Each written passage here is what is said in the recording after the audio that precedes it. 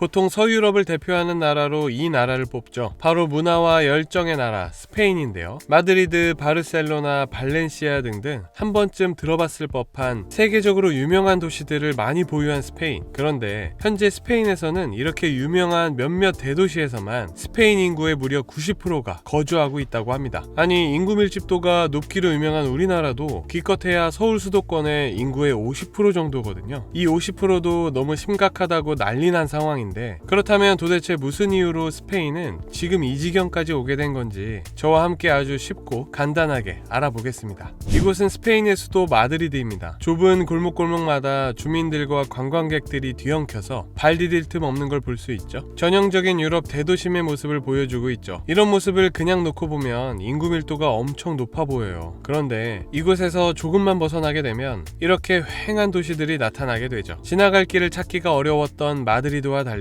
지나가는 사람을 찾기가 더 어려운 상황입니다. 이 사진은 스페인의 인구 밀도 현황을 보여주는 사진인데요. 앞서 말씀드린 것처럼 스페인의 인구 90%는 스페인 국토 면적의 30%에만 거주하고 있거든요. 인구의 나머지 10%가 국토 70%에 분포되어 있다는 얘기예요. 즉 4,700만 명 정도인 스페인 인구 중에 4,200만 명 정도는 주요 대도심에 거주하고 있다는 거죠. 자연스럽게 500만 명 정도가 남은 지역에서 거주하고 있는 게 되고요. 숫자로 보니까 그 심각성이 더 실감되시죠? 그런데 우리가 보통 인구 밀도에 관해서 자세히 살펴볼 때에는 1제곱킬로미터당 인구수로 평가하는 경우가 많거든요. 여기서 1제곱킬로미터가 어느 정도인지 감이 안 오실 수 있어서 우리나라 강남역 기준으로 살펴보면요, 빨간색 선으로 1제곱킬로미터의 면적을 표시해 봤는데요. 생각보다 꽤나 큰 면적이죠. 그냥 봐도 건물이 50개 정도는 들어가는 면적이죠. 다시 돌아와서 스페인의 대도심을 제외한 지역의 인구 밀도를 살펴보면 1제곱킬로미터당 인구수가 18명이에요. 아니, 그 큰 면적에 18명만 살고 있다고? 라는 생각이 들죠. 아까 보여드렸던 강남역 그 테두리 안에 단 18명만 살고 있다고 생각하면 정말 휑할 것 같죠? 이 수치를 유럽의 다른 나라와 비교해보면요, 영국이 1제곱킬로미터당 424명이고요 프랑스가 117명이에요 이것만 봐도 엄청난 차이죠. 영국은 무려 23배나 많습니다. 스페인의 경우 원래 인구 밀도가 적은 지역들의 수치이긴 하지만 그걸 감안한다고 해도 극명한 차이인 건 사실입니다. 그렇다면 왜 이렇게 스페인 인구가 몇 개 지역에 극도로 집중되어 있는 걸까요? 여기에는 나름의 여러 가지 이유가 있는데요. 첫 번째로 지정학적 이유를 꼽습니다. 영상의 지도를 보시면 스페인의 수도인 마드리드를 제외한 내부 지역 대부분 산맥이 형성되어 있는 걸 볼 수 있는데요. 이렇게 인구 밀도와 산맥 지도를 나란히 놓고 보면 인구 밀도가 낮은 지역들 대부분이 이러한 산맥이 형성되어 있는 지역과 겹치는 걸 볼 수 있죠. 즉 인구 밀도가 낮은 건 이러한 산맥들로 인해 사람이 살기 어렵기 때문이라는 결론에 도달하는 거죠. 그러한 경우의 대표적인 사례가 이 세레냐 셀티베리카라는 지역입니다. 이 지역은 면적이 작지 않아요. 이 지역 하나의 면적이 아일랜드 국가의 면적과 비슷한 크기입니다. 재미있는 건 아일랜드와 면적은 비슷할지라도 아일랜드의 인구수는 500만 명인 반면 이 세라냐 지역의 인구는 합해서 50만 정도밖에 안 되거든요. 같은 면적의 인구수는 10분의 1밖에 안 되는 거죠. 그러다 보니 이 세라냐 지역의 인구 밀도는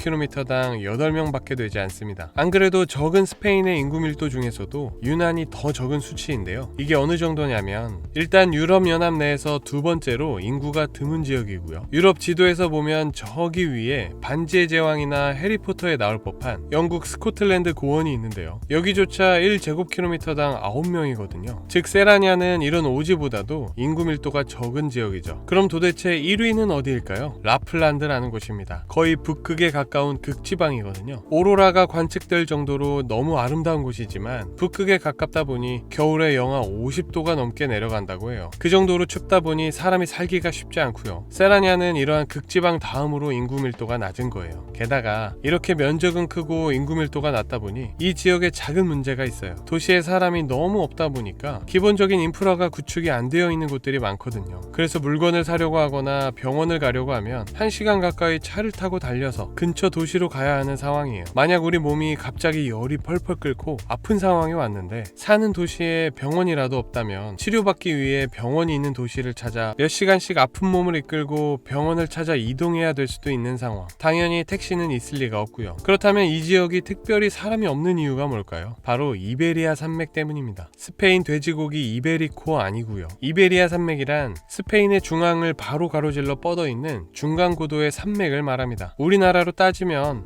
태백산맥이나 소백산맥과 같은 건데 건데요. 이 세라니아 지역은 이러한 산맥으로 이루어져 있다 보니 지형이 험하고 고도가 높고 계곡들이 많아서 사람이 거주하기가 쉽지 않은 곳이죠. 그러다 보니 자연스레 인구 밀도가 낮아질 수밖에 없고요. 재미있는 건 이러한 산맥만 벗어나면 인구 밀도가 높은 도시가 나타난다고 합니다. 마드리드, 발렌시아, 사라고사, 빌바오 등등 인구 밀도가 높은 도시들이 존재하거든요. 이러한 사실들이 인구 밀도와 지정학적인 요소의 관계에 힘을 실어주고 있죠. 실제로 스페인은 유럽에서 두 번째로 고도가 높은 국가라고 해요. 이러한 이베리아 산맥 말고도 북서쪽의 칸타브리안 산맥, 프랑스와의 국경을 따라 프레니즈 산맥, 중앙을 관통하는 센트럴 산맥도 있고요. 스페인의 남동쪽을 가로지르는 베틱 산맥도 존재합니다. 스페인은 이렇듯 산악 지역이 엄청 많습니다. 하지만 일부 전문가들 사이에서는 단순히 스페인의 산악 지역만으로 이렇게 낮은 인구 밀도를 전부 설명하기는 힘들다라는 평가가 있어요. 왜냐하면 오스트리아, 스위스는 스페인보다 산이 많아도 스위스는 1제곱킬로미터당 213명, 오스트리아는 108명 정도로 인구 밀도가 훨씬 높다는 거죠. 여기서 인구 집중화의 다음 이유를 살펴보면 특정 지역에 편중된 산업화 정책입니다. 잠깐 스페인을 과거로 가보면 스페인은 1936년부터 1939년까지 3년간의 고통스러운 내전을 겪었어요. 그러한 내전 이후에 바로 이 사람 프란치스코 프랑코가 집권을 하게 되죠. 그런데 문제는 이 프랑코가 반민주주의자였던 거예요. 그래서 그는 집권 후 민주주의자, 반정부주의자들을 탄압했고 정치단체나 노동조합 등 일체 조직활동을 못하도록 전부 파괴했어요. 그렇게 굳건한 독재체제를 구축한 프랑코는 독재자로서 스페인을 통치하게 되죠. 그런데 때마침 그 시기에 발발한 세계 2차 대전을 거치면서 국제사회는 독재자에 대한 반감이 더 커져버렸죠. 그래서 스페인은 1955년까지 UN, 유럽경제연합 등 국제기구에 가입조차 하지 못했습니다. 말 그대로 경제적으로 고립된 상황이죠. 안 그래도 내전 끝난 지 얼마 안 돼서 너무 힘든데 국제사회에서 고립되다 보니 국민들이 경제적으로 더 힘들어지게 되었습니다. 스페인의 장기적인 경기 침체가 시작된 거죠. 게다가 국제사회에서 고립된 이유가 프랑코라고 생각했던 사람들이 스페인을 떠나 다른 나라로 대량 이주하게 되면서 스페인의 국력은 더더욱 떨어져 버렸습니다. 이러한 상황에 큰 위기의식을 느낀 프란치스코 프랑코는 정말 궁여지책으로 1959년 산업화 정책을 실시합니다. 간단히 설명하면 기존의 낡고 정체된 경제체제를 완전히 새 것으로 바꾸겠다는 것이었는데요. 그런데 여기서부터 스페인 인구 집중화의 문제가 발생하기 시작합니다. 이 정책은 스페인 내에서 그나마 경제가 살아날 여지가 있는 대도심에 편중되는 경향이 있었는데요. 예를 들어 수도인 마드리드나 바르셀로나의 경우 정부의 산업개발을 통해 다양한 직업들과 일자리들이 폭발적으로 증가하기 시작했습니다. 그런데 이러한 일자리와 기회가 가장 필요한 건 나라를 이끌어갈 젊은 청년층이잖아요. 그래서 이러한 기회를 노리고 스페인 전 지역의 젊은 청년들이 마드리드나 바르셀로나와 같은 개발 도시들로 몰리기 시작했습니다. 반면에 개발 도시가 아닌 지방 소도시의 인구는 이러한 청년들의 유출로 감소하기 시작했죠. 그러나 다행스럽게도 스페인의 성공적인 산업개발과 청년층이 열심히 일해준 덕분에 경제가 폭발적으로 성장하기 시작했어요. 1960년대의 스페인 GDP 성장률을 보면 수치가 어마어마합니다. 60년대 분기별 GDP 성장률 차트를 보면 한 분기에만 20%가 넘게 성장한 적도 있을 정도죠. 그래서 이렇게 기간별로 전체 성장률을 놓고 보면 60년대를 기점으로 가파르게 상승하는 걸 볼 수 있죠. 이러한 스페인의 경제 성장을 단적으로 보여주는 사례가 스페인의 자가용 대수인데요. 2차 대전 직후 7만 2천 대에 불과했던 자가용 대수는 20년 뒤인 1966년 100만 대가 넘게 됩니다. 정말 엄청난 증가죠. 나라의 경제가 성장하고 국민들 소득이 큰 폭으로 늘면서 자기 차 한 대쯤은 살 수 있게 된 겁니다. 이러한 폭발적인 경제 성장 이후 1975년 프란치스코 프랑코가 사망해요. 마침내 38년 동안의 긴 독재가 끝난 거죠. 그러면서 프랑코를 피해서 떠났던 스페인 국민들이 하나둘씩 스페인으로 다시 돌아오기 시작합니다. 그런데 이 사람들이 막상 다시 자기가 살던 곳으로 돌아가 보니 소도시였던 고향이 너무 황폐해진 거예요. 일을 하고 싶어도 일자리는 전부 대도시에만 있고요. 당장 일을 해서 가족들을 부양해야 하는데 소도시에서는 답도 없는 상황. 그러다 보니 어쩔 수 없이 산업개발이 많이 진행된 마드리드나 대도시에 정착할 수밖에 없었습니다. 그 이후로도 해외에서 스페인으로 이주하는 사람들은 계속 늘어났다고 해요. 자연스럽게 주요 도시와 지역 도시들 간의 인구 밀도 격차는 점점 더 벌어지게 됩니다. 자, 이제 마지막으로 저출산이 인구 밀도 격차의 원인이라는 평가가 있어요. 원래 스페인은 20세기 동안 인구가 거의 2배가 되었거든요. 그런데 최근 10년 동안은 인구가 거의 증가하고 있지 않아요. 최근 2011년부터 2021년 동안 인구는 1.7%밖에 증가하지 않았습니다. 이건 스페인 역사상 처음 있는 일이었죠. 영상에서의 그래프를 보시면 1970년 스페인의 출산율은 3명에 육박하지만 최근인 2020년 기준 1.23명으로 50년 동안 절반이 넘게 출산율이 급락한 셈이에요. 그리고 이러한 저출산의 원인은 스페인 정부가 저출산 정책에 돈을 안 써서 그런 거다라는 말이 많은데요. 유럽 국가들의 GDP 대비 가족 정책에 쓰는 금액의 비율을 그래프로 살펴보면요. 스페인은 1.3%로 유럽에서 비교적 낮은 금액을 가족 정책에 쓰고 있는 걸 볼 수 있습니다. 금액으로 따지면 1년에 22조 원 정도 쓰는 거거든요. 비교적 많은 비중을 지출하고 있는 독일이 가족 정책에 대한 지출이 150조니까 거의 7분의 1 수준입니다. 그러니 스페인의 경제 규모를 고려했을 때 규모 대비 가족 정책에 너무 낮은 비율의 예산을 측정했다는 말이 나오고 있는 상황입니다. 지금까지 스페인의 인구 밀도 격차와 그로 인한 비정상적인 국토 사용에 대해서 알아보았습니다. 지형적인 이유든 정책적인 이유든 스페인은 최근 전무후무한 지방 인구 황폐화를 경험하고 있어요. 대도심에 집중된 정책과 산업은 지방의 매력을 떨어뜨리게 되고 그래서 사람들은 떠나게 되는 악순환이 계속될 수밖에 없죠. 전문가들은 지역에 대한 투자를 늘리는 것만이 방법이라고 입을 모으고 있어요. 다시 한번 살고 싶은 도시를 만들어야 한다는 건데 앞으로 스페인의 인구 밀도의 격차가 개선될지는 지켜봐야겠습니다. 오늘은 여기까지고요. 지금까지 지식세포였습니다. 감사합니다.